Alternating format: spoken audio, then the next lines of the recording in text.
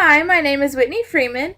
I am currently a freshman at the University of Arkansas studying biology.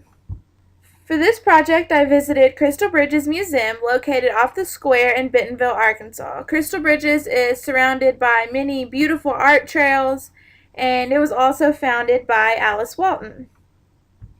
The artwork I chose is a sculpture titled The Portrait of Martha Graham by the artist Marisol. Here we see Marisol in the front with many of her creations behind her. Marisol was a Latin artist born to Venezuelan parents. She was educated and raised in various parts of Venezuela, Paris, and the States. According to Crystal Bridges, she was overshadowed in the 1950s, but she really came to the forefront in the pop movement in the 1960s.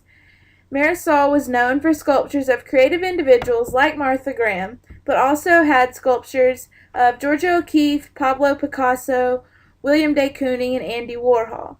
Marisol had a friendship with Andy Warhol and even made appearances in 2 of his movies.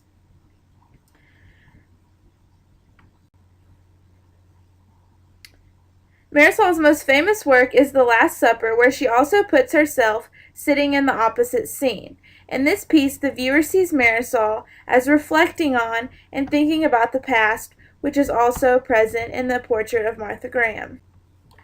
This particular sculpture is significant because it combines a lot of the things Marisol is known for into one piece. She was known for using wood mediums, incorporating hands into her sculptures, and creating seated portraits.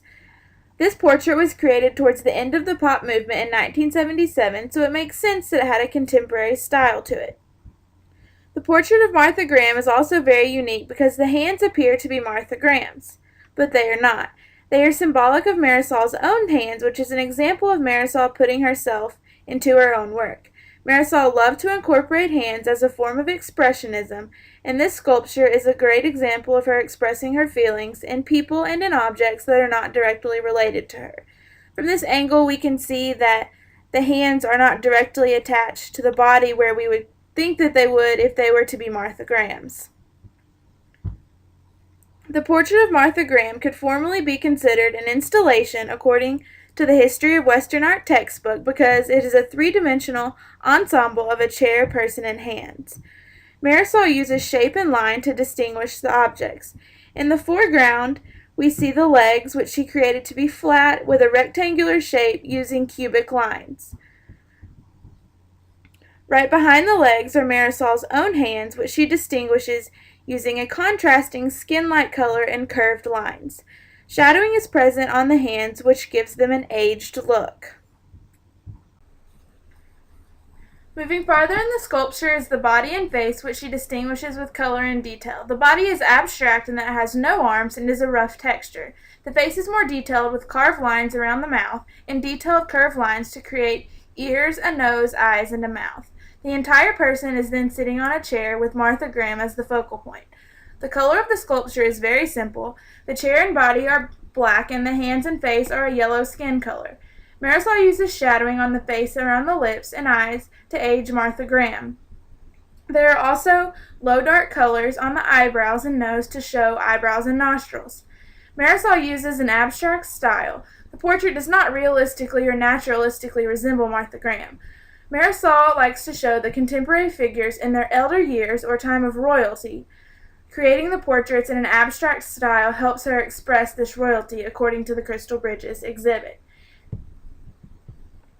It is clear that Marisol is depicting a person, but she does this in an abstract way because there are no arms and the legs are very rectangular. The medium of the sculpture is oil and pencil on wood and plaster. The sculpture falls under the autobiographical methodology and is incorporated because she expresses her own feelings and things she is going through at the time in her work. In this piece, for example, she sculpts her hands in the background. Here we see Marisol with hands, and this just shows her focus that she always has on incorporating hands in her work. She did this because in this particular sculpture she was battling arthritis, and the hands were her way to show that she was restricted and her art was bound. In this picture, we also see influences from William de Kooning and Achille Gorky, and that shows up in the influence of Cubism and abstract expressionism, along with Kooning being an action painter. Personally, art was never something that was that interesting to me, and for this particular sculpture, the hands and just the overall piece stood out to me, and that was why I chose it.